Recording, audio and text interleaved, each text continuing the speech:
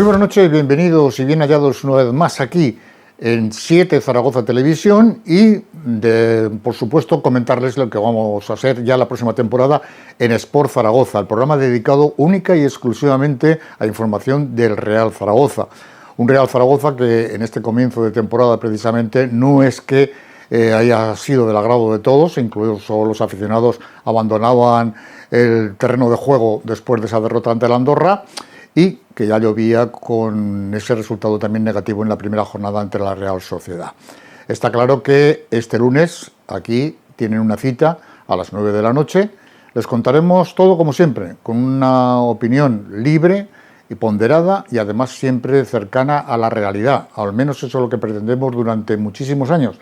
Desde el año 2004, en septiembre de 2004, aquí estamos con Sport Zaragoza, el programa decano de las televisiones aragonesas, el programa deportivo decano de las televisiones aragonesas. Lo contaremos aquí, en 7 Zaragoza Televisión.